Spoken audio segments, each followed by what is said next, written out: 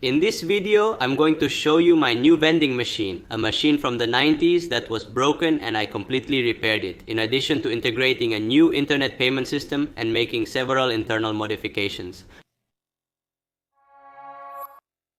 This project started as always watching the Facebook marketplace and all those parallel markets of used things. I found this machine, a Crane brand vending machine made in the United States in the year 1993. It was almost given away because it was quite deteriorated, so I said, why not?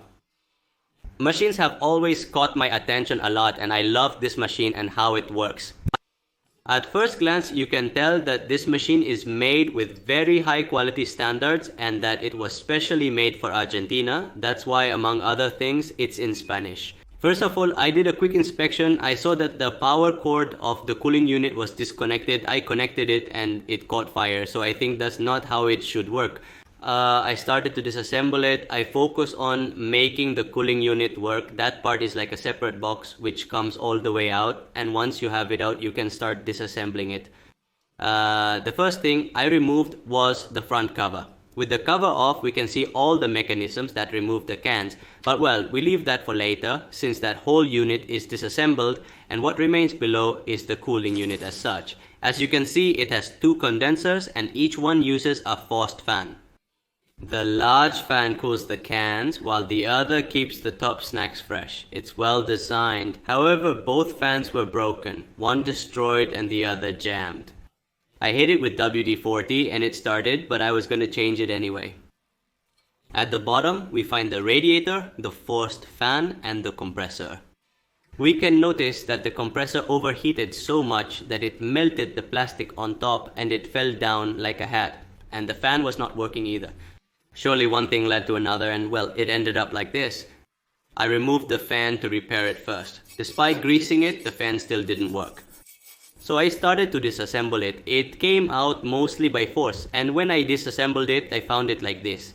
If we look, the rotor was completely smooth. This has lines that make contact between the poles. With a saw, what I did was recreate all these lines one by one that had been erased, trying to follow the same patterns and make it quite neat. Also, while I was at it, I replaced the original cable that looked all overheated and burnt by soldering a new cable, and once it seemed to look good, I put a bit of WD-40 on it and reassembled it. I tested it to see how it was, and look, it came back to life and we have one less problem. Now came the cooling unit as such. First, I tested the compressor. To test the compressor, we see that it has 3 contact legs. We first look for which one is the common one.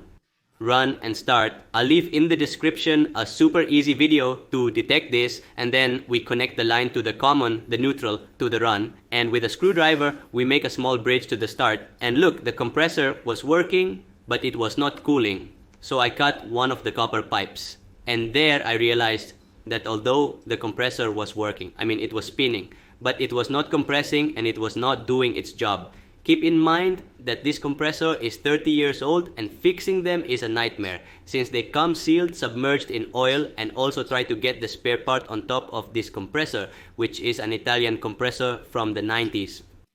I decided to make an investment and buy a new compressor. This one in particular is a very good TECOMC compressor.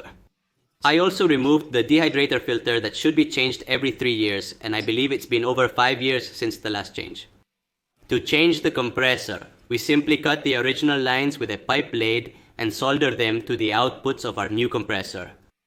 For this, we need to make one fit inside the other. I use a punch with a hammer that enlarges the pipes so they fit. Once fitted, we heat the area with a torch and methylacetylene propadiene gas, and then we make a contribution with a silver rod until we see that it is well sealed. And now, with the compressor changed, we charge it with the new gas. Although before we have to vacuum the system, we can use a vacuum pump, but they actually cost a fortune. I used an old refrigerator compressor that I bought for about $10 and connected the hose there. Then the compressor sucks and takes out all the air. We leave it like this for about an hour, and that's it. And now we charge the new gas, which in this case was R134, and it was already cooling.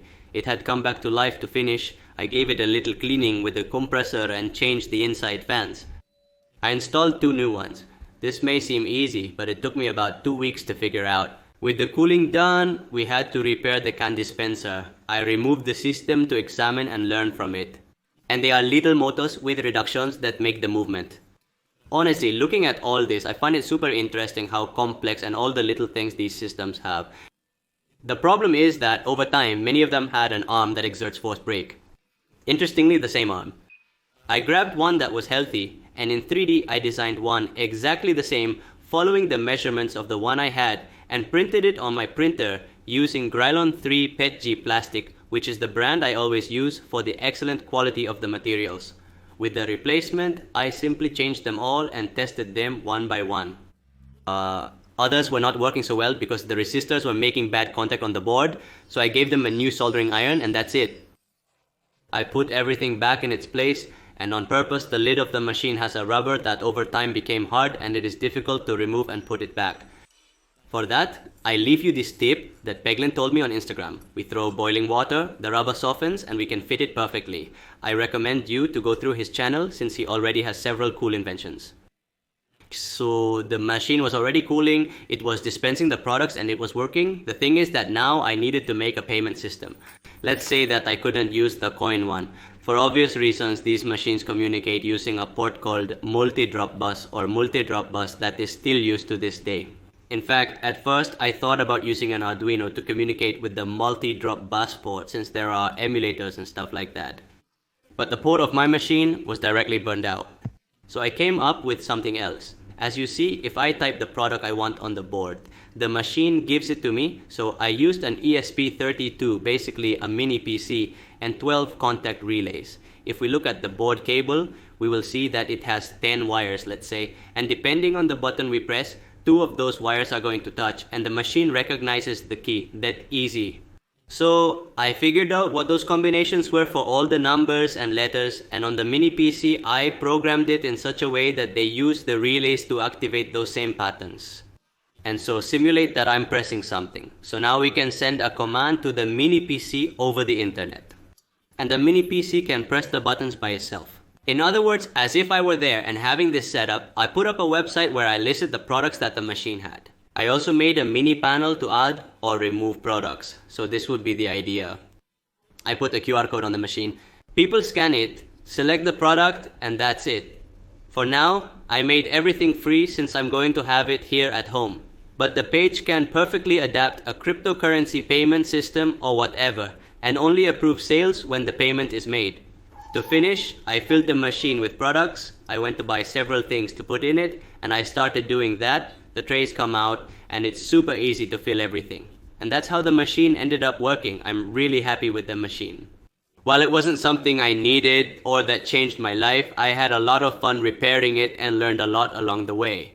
I think beyond how useful a purchase is, that's something else that also makes it worthwhile. So thank you for watching my video, and don't forget to subscribe. Bye.